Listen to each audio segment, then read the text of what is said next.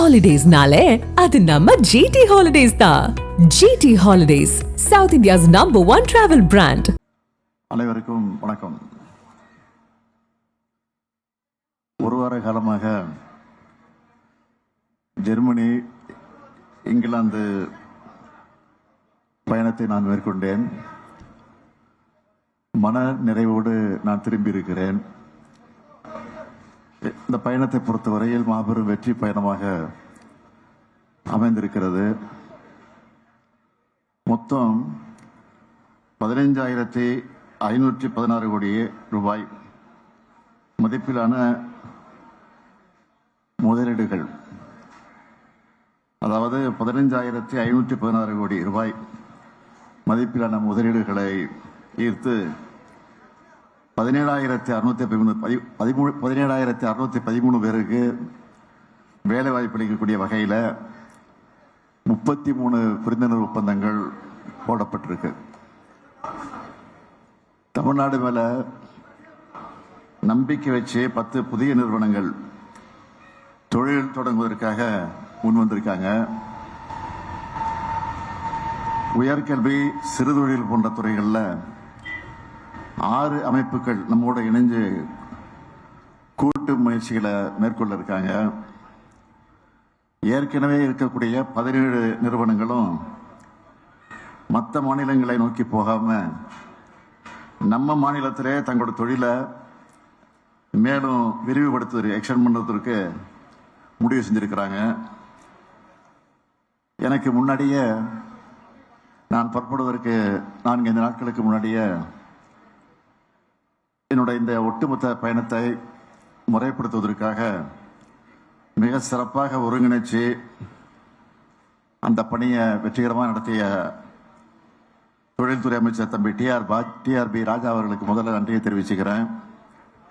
அதேபோல் அவருக்கு துணையாக இருந்த அதிகாரிகளுக்கு என்னுடைய மனமார்ந்த வாழ்த்துக்களையும் பாராட்டுக்களையும் நான் தெரிவிச்சுக்கிறேன். தொழில்துறை அமைச்சரை பொறுத்த வரைக்கும் ஒரு துடிப்பான தொழில்துறை அமைச்சராக நம்முடைய ராஜா அதை இந்த பயணத்தின் மூலமாக ப்ரூவ் பண்ணியிருக்கிறாரு.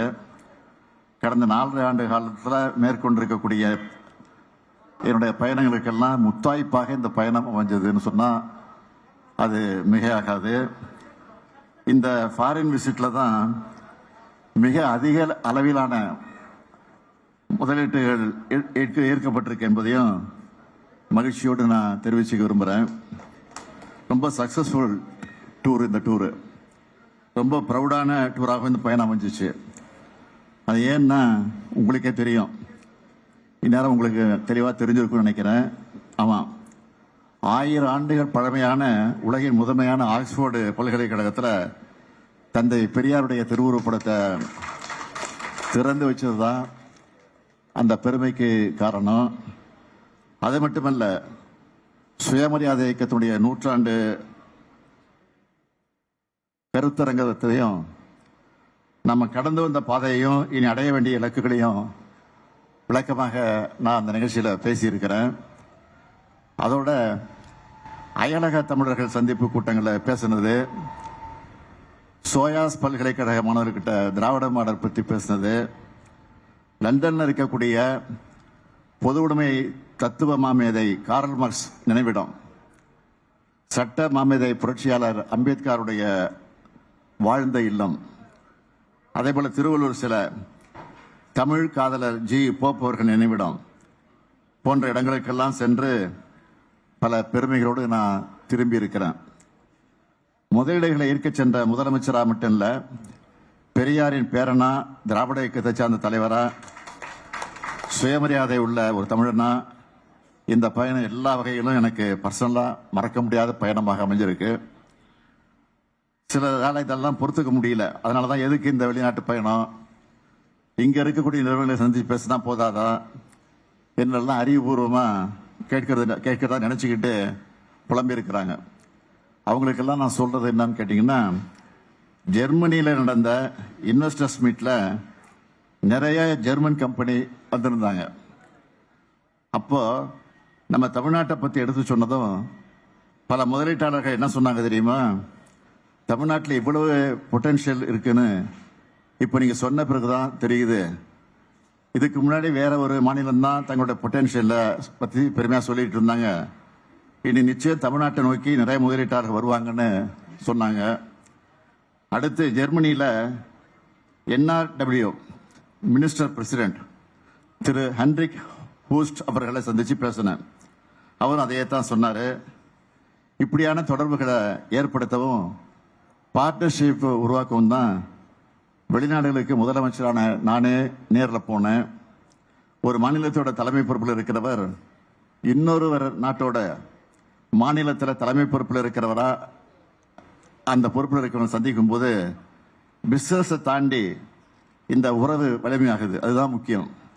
அப்படித்தான் ஹென்ரிக் உஸ்ட் இங்கிலாந்து அமைச்சர் திருமிகு கேத்ரின் வெஸ்ட் ஆகியோருடைய சந்திப்புகள்லாம் இருந்துச்சு. அதே போல தான் இங்கே கேட்கிற அடுத்த கேள்வி பதில் என்னன்னா, ஏற்கனவே தமிழ்நாட்டில் நிறுவனங்கள் இருந்தாலும் அவங்க புதிய திட்டங்களை இங்கே தான் தொடங்கணும், விரிவுபடுத்தணும்னு அவசியம் இல்லை. அவங்களோட புதிய முதலீடுகளையும் தமிழ்நாட்டிலேயே மேற்கொள்றதா உறுதி செய்ய வேண்டிய நிறுவன உயரதிகாரிகளை சந்திச்சு பேசுறப்போ தான் அதை அவங்க உறுதி பண்ணாங்க. அதுக்காக இந்த மாதிரி பயணங்கள் தேவைப்படுது.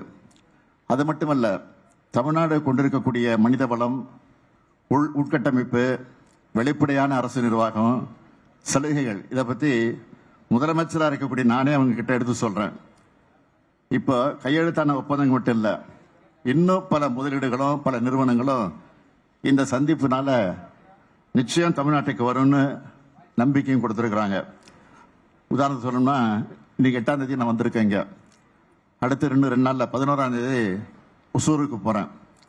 அங்கே ஒசூருக்கு சென்று 2000 கோடி ரூபாய் மதிப்பீட்டில் அமைக்கப்பட்டுள்ள டெல்டா எலக்ட்ரானிக்ஸ் தொழிற்சாலை ஆட்டோமேட்டட் லேன் அமைப்பையும் பணியாளர் தங்குமிடக்கூடிய இடத்தையும் திறந்து வச்சு 1100 கோடி ரூபாய் மதிப்பிலான புதிய தொழிற்சாலைகளுக்கு அடிக்கல் நாட்ட இருக்கிறேன்.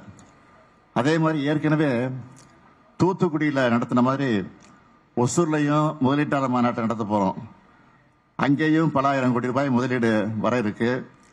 தொழில் முதலீடுகளை ஈர்க்கிறதுக்கான எங்களோட வெளிநாட்டு பயணங்களும் இங்கே மேற்கொள்ளும் பயணங்களும் எப்பவும் நிற்காது, இது தொடரும். நன்றி சார்.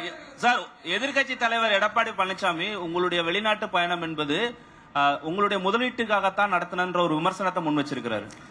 ஒரு வகையில் சொல்றது, முதலீடு பண்ண போனது இதை பற்றி திருச்சி சொல்லியிருக்கிறாரு.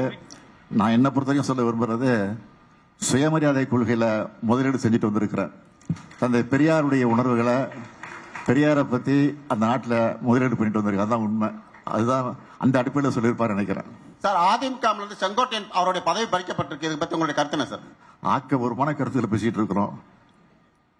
இந்த அக்கபூர்வமான கேள்வி தான் கேட்குறீங்களா?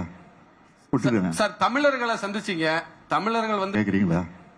விட்டுருங்க சார். தமிழர்களை சந்திச்சீங்க, தமிழர்கள் தமிழ்நாட்டில் முதலீடு செய்யணுங்கிற மாதிரி அழைப்பு விடுத்தீங்க. அவங்களோட எதிர்பார்ப்பு என்னவா இருக்கு சார்? அவங்களோட ஆர்வம் என்னவா இருக்கு? அளவு கடந்து ஆர்வமா இருக்கிறாங்க. அதான் சொன்னேன், ஏற்கனவே தெளிவாக சொல்லியிருக்கிறேன். ரொம்ப போட்டி போட்டுக்கிட்டு அவங்க முதலீடு செய்யறதுக்கு தயாராக இருக்கிறாங்க. அதே மாதிரி தான் அந்த நிலையை நேரடியாக நாங்களே பார்த்தோம். நன்றி.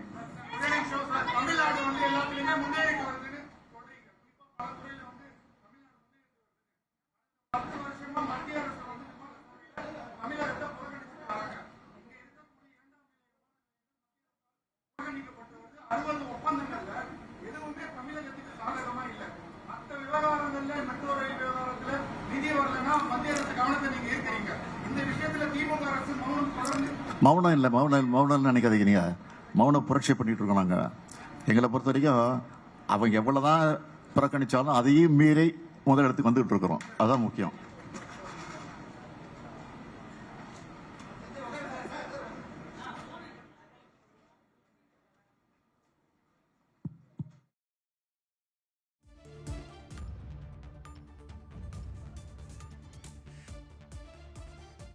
ஹாலிடேஸ்னாலே அது நம்ம GT Holidays தான். GT Holidays, South India's #1 travel brand.